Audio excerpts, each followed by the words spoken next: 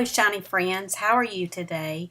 I wanted to be able to share with you today how I created the watercolor subscribe button that you always see towards the end of all my videos. So I started out in my journal, and the piece of paper that you just saw was something that I cut out. I gauged about how big I wanted it to be. So I used it to trace the shape, and now I'm just lightly penciling in the word subscribe.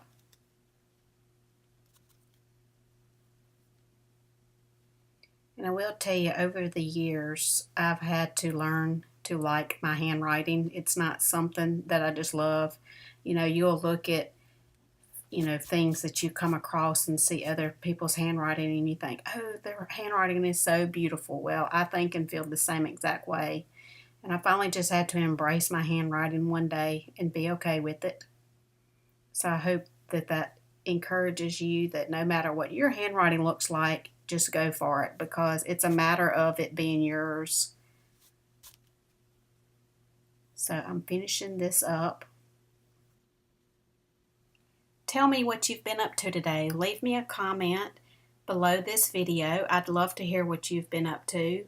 Today is a Sunday afternoon, and my family and I have been out at the reservoir fishing.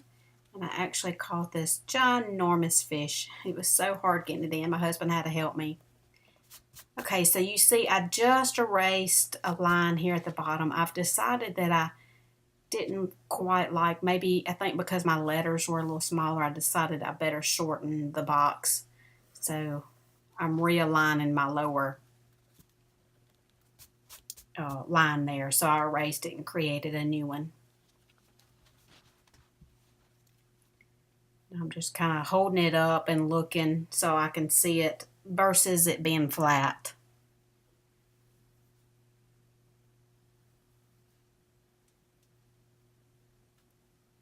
It's always good to get a view of something from a different angle.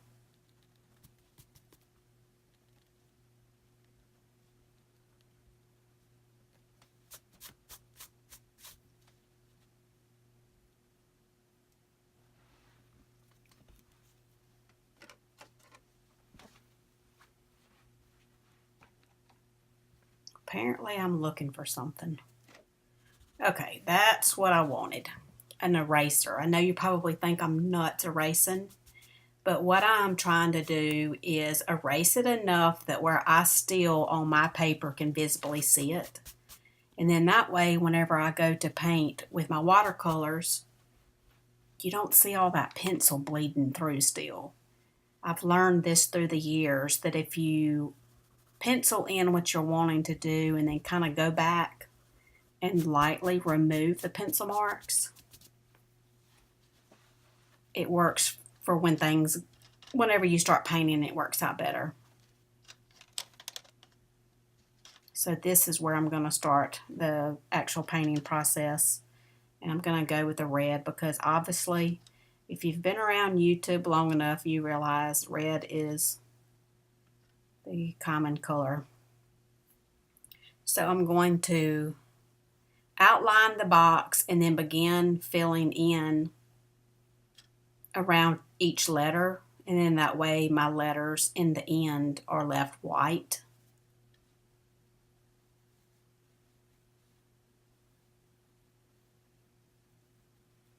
So this kind of was actually a really easy process, and the watercolors that I use, I just typically get those at Michael's, and they are probably one of the most inexpensive packs that you can get.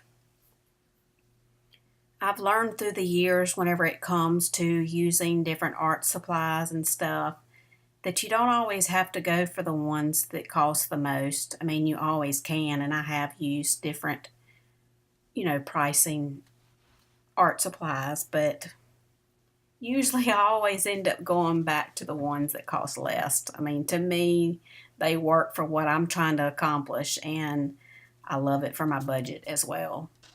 So I'm trying to pick out a better brush here because I'm getting ready to work closer around those letters. And using the thicker brush on the outside worked great. But once I start getting in close to the letters and having to outline those and stuff, it can get a little tricky. Okay, you notice how I'm kind of going around the letters its actual self a little darker. And then I've had to work and do my shading up above the letter, and this way I can actually kind of blend as I go. That's one thing I like about watercolors is you really can shade and do different things and, kind of do your own thing. I know some people have their different techniques on how to get actual watercoloring going and stuff, but I just go with what I know and have fun with it.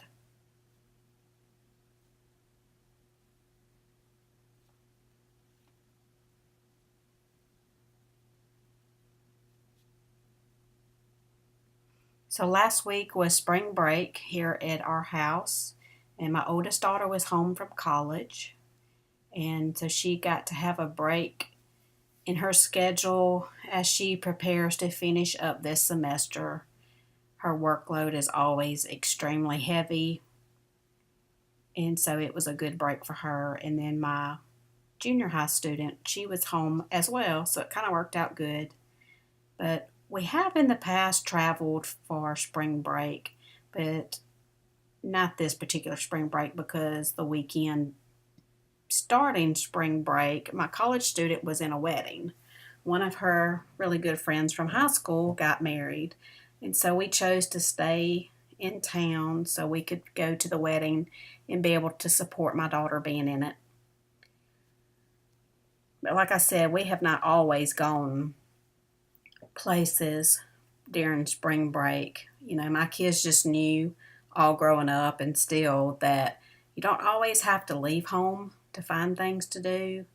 And so I've always tried to teach them to find things around the house to entertain themselves or do things in town with friends and stuff like that. But, with social media this day and time, it's so easy for these kids to see what all their friends have gone off and are doing with their families and stuff. And so it can kind of put a little pressure on them and make them think that they don't have the life or that they're not doing all the fun stuff and things like that. So I am just doing a little more shading around here. It's kind of just a process. It takes a little time, whenever you're trying to get around each letter.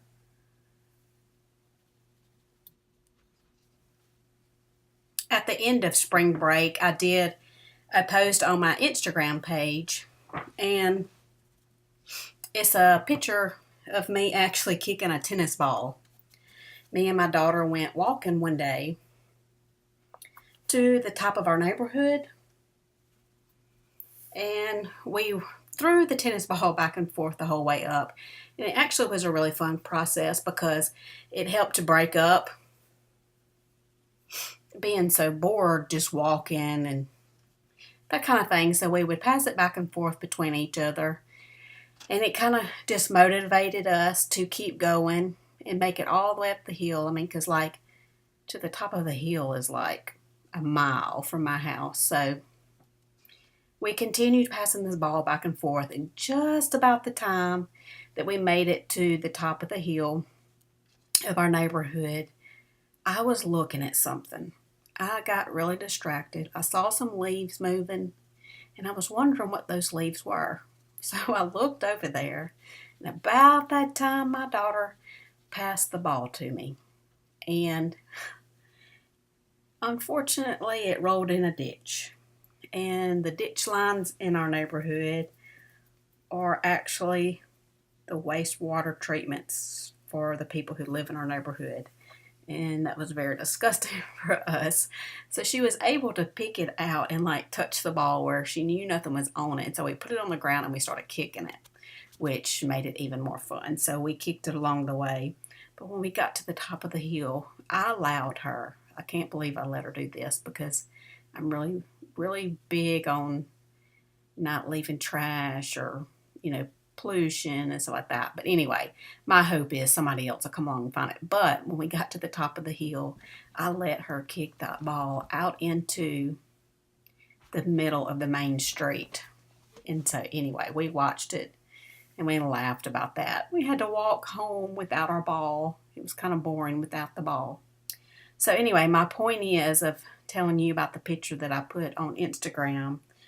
It had to do with us kicking that ball and throwing the ball along the way. But right quick, while I'm still finishing up shading this in, I want to read to you what words I put with that picture. And I labeled it as 21 Reasons a Staycation is Awesome. Because remember, I told you a while ago we didn't go anywhere for spring break. And I know several other families didn't either. And so I wanted to try to be an encouragement for those who don't always get to go and do things whenever, like they know that other people are. Okay, so 21 reasons a staycation is awesome. Number 1, no need to pack. Number 2, you save money. Number 3, get to see loved ones. 4, don't have to learn a new language. 5, shorter travel time. 6, less stress. 7, know where you're going. 8, support your local community. 9, time stays the same. 10, late nights. 11, marathon series watching. 12, sleep in your own bed. 3, simplicity. 14, don't miss a wedding. 15, explore your neighborhood. 16, time to unplug. 17, no planning. 18, crowds are limited. 19, go places you've been meaning to go. 12, no travel fatigue. And 21, you still get a break. So I went on to write and put, are you feeling crabby you didn't leave town for spring break? Maybe this list will refresh your soul, inspire you, change your perspective. You have the best time, admit it. You had the best time, admit it. And I put hashtag write it down, hashtag gratitude, hashtag practice, hashtag spring break, hashtag staycation, hashtag oh yeah, hashtag you're cool, hashtag you're made to shine, hashtag stop and think. It's awesome to stay home, like homeschool. Some moms are stay-home moms. Some attend church from home. Some have date nights at home, play dates at home, cookouts at home, etc. And then I put hashtag staying home is cool. I hope you found some inspiration in me sharing that with you. That we don't always have to be doing everything everyone else is doing. Okay, so we are really finishing this little project up here. Huh?